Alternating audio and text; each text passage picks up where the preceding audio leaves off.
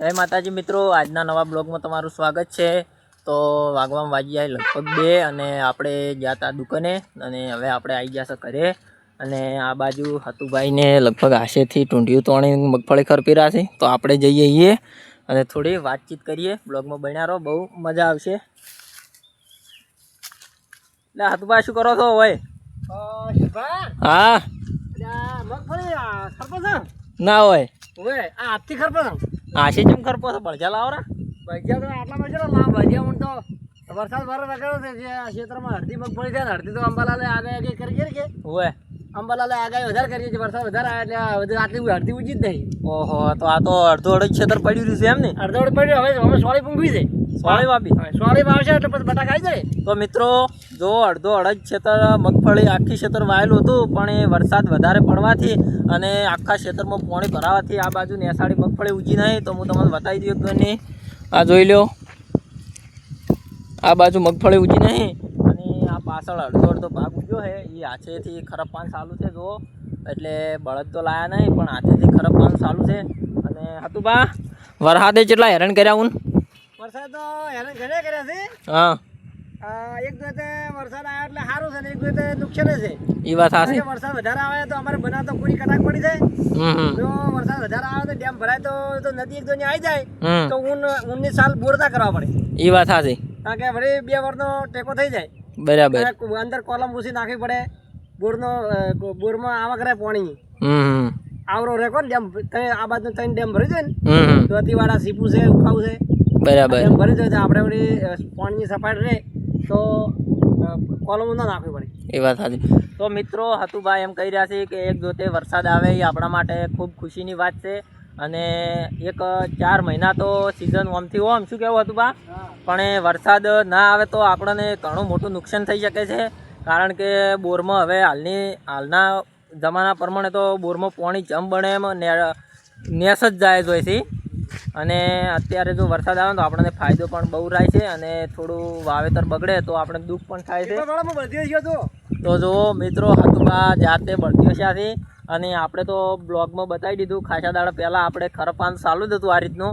અને આ જે ટૂંઢિયું છે એ પણ હતુભાઈનું પોતાનું જ છે અને આપણે એના ટૂંઢિયાથી જ મગફળી ખરપતા હતા અને આપણે ખરપી રહ્યા એટલે હવે એને થોડી મગફળી નાની હતી અને હવે ખરપાવે વિશી છે એટલે હીરા હશે ટૂંઢિયું તોણી રહ્યા છે। જુઓ શું બોલો?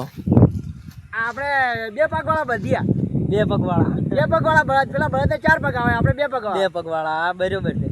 કેવા ચાલે તો બહુ મસ્ત ખરપાય છે અને આ દેશી જુગાડ છે જેને આવું બનાવો તો બની જજો, મજા આવે છે આંખવાની। હા ભાઈ, અમારે હતુભાઈ જાતે જ બનાવેલું બળ છે હર્યું અને હર્યું હતું પેલું બળજનું હતું ને, પેલા બધિયા તો પછી આટલે આ કટિંગ કરી નાખ્યો, બોલ્ટ મારી દે, ઢુકરું બની દીધું। હા, આશે તોણે એવું થઈ ગયું એમ, હાથે તોડવાનું દંડો નાખી દીધો ટૂંકો એટલે આશે તોણે એવું થઈ ગયું જોઈને કમ્પ્લેટ। 2 જણા હોય તો તોણી જોઈએ અને એકલો હોય ને એને થોડું પોસું હોય ને તો એક જણો તોણી શકે, ચાલે। અને મિત્રો મારે કેટલું કહેવું છે કે અમારી ચેનલને ખૂબ લાઈક કરજો, સબસ્ક્રાઈબ કરજો અને પણ શેર તો કરવી તો કરજો ને કે લાઈક તો કરજો જ, બસ બને એટલો સપોર્ટ કરો એટલે સપોર્ટ કરજો। અને આપણે હતું આવા દેશી ગામડાના બ્લોગ બનાવશું ને, હવે ગામડાના દેશી બ્લોગ બનાવીશું। બસ તો લીલી વાડી જોવા મળશે ગામડાની એવી મસ્ત, વરસાદ આવતો હશે અને બહુ મસ્ત લોકેશન જોવા મળશે। આમ તો હતું બા જો શહેરના સિટીના બ્લોગ જોવા કરતે પબ્લિકને ગામડાના બ્લોગ જોવાની બહુ મજા આવે। ગામડાના બ્લોગ સારા આવે, બધી વનસ્પતિ લીલી હોય, બધી વાયેલી। બસ તો ગામડાના બ્લોગ ખેતરમાં બનાવ્યો ને બ્લોગ તો બહુ મસ્ત લોકેશન જોવા મળે અને જોઈ લો આ બધું લોકેશન બહુ મસ્ત મજાનું છે। શિરભા બતાવો કાઢ્યો હતો આ ચમચમ બોલ્ટ માર્યો। આ જો મિત્રો એ આ રીતનો બોલ્ટ મારેલો છે મને, હાલ કાપી નાખી છે એટલે। હા, ટૂંકું કરી નાખી થોડું। તો જો આ રીતનું તોડવાનું હોય છે મને,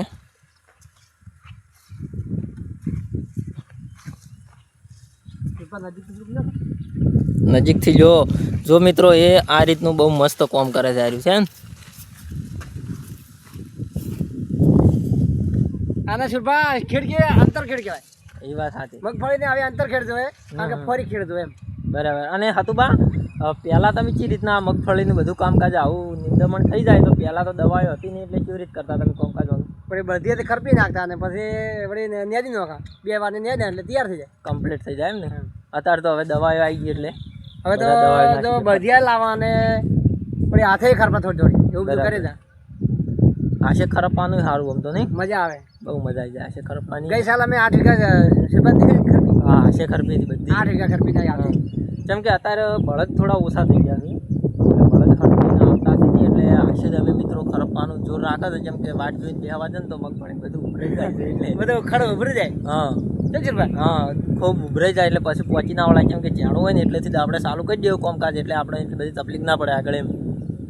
તો મિત્રો આ તો અમારો સરસ મજાનો દેશી બ્લોગ, અને આવા બ્લોગ જોવા માટે આપણી ઓફિશિયલ બનાસકાંઠા ચેનલને સબસ્ક્રાઈબ કરવાનું ભૂલતા ના. અને આપણે હવે નવા વિડીયો સાથે તમને મળીશું. જય માતાજી.